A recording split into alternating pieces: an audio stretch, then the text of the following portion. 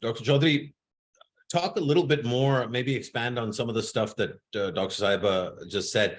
But to me, some of these more foundational problems seem like they might affect the overall picture much more than we might give it credit for. So low literacy rates for young mothers, resulting in high levels of child diarrhea, resulting in infant mortality. Low levels of female labor force participation, leading to high levels of fertility rates, and also high levels of poor performance on maternal and neonatal health. There's a connectivity between healthcare outcomes at the individual, family, community, and country level, and some of the things that you wouldn't think of first when you think about health. So I think stunting and wasting, Pakistan has 40% stunting, which is a phenomenal it's a world-beating number. It's scary, actually. It has illiteracy. Again, 40% of the population is not literate. There's a range of these problems that are associated problems. How do those problems impinge on or help define the problem universe that healthcare professionals like yourselves are trying to solve in this country? Mm-hmm.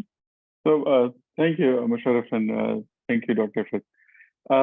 Elaborating and expanding on what she's saying, look, when you look at the disease or the age spectrum of what we're dealing with, we have one of the highest growth rates of population, 2.5%, 3% at times we are touching that. So the influx of the problem coming into the system is high to begin with. That leads to early childhood disorders, malnutrition, stunting, fertility issues, and all of that.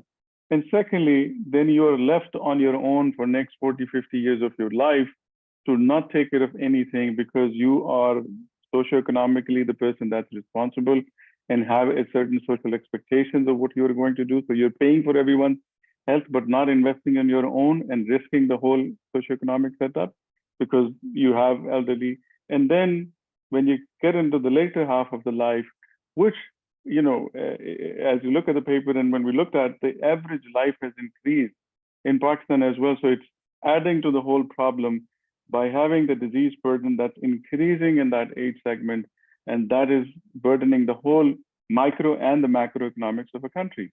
So when we look at this whole problem, it's a multifaceted, multi-age, multi-sectoral, urban, rural, all different angles that we have to look at. And this is where we see the biggest disconnect is not understanding what the underlying problem is. And we keep focusing on, in a dark room like elephant, there's a tail and there's a leg and there's everything. And we expect some miracles to happen by doing this.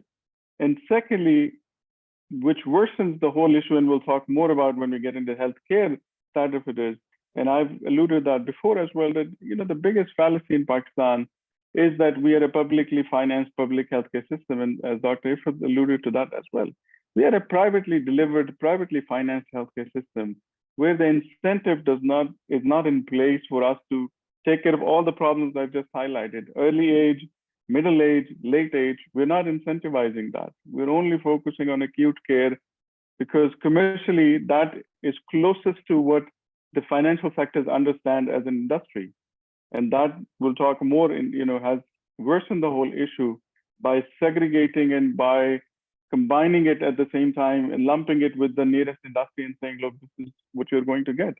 So investments, in the sector have lagged way behind any other sector that we have seen in Pakistan, which to me is the biggest opportunity as well if you change the lens how you look at it.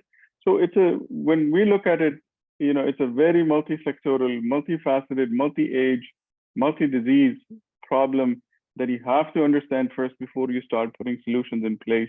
Whether it's, say, Sahulat card, whether it's, early age screening and all the other government programs that run on, episodic basis, you will never be able to get to the bottom of the solution, which is the key factor to unlock the socioeconomic growth of the country. No country in the world has grown without solving the healthcare paradigm in the country. So we keep talking about all the other things, but we're not understanding the issue that we're alluding to that we need to address at multiple levels.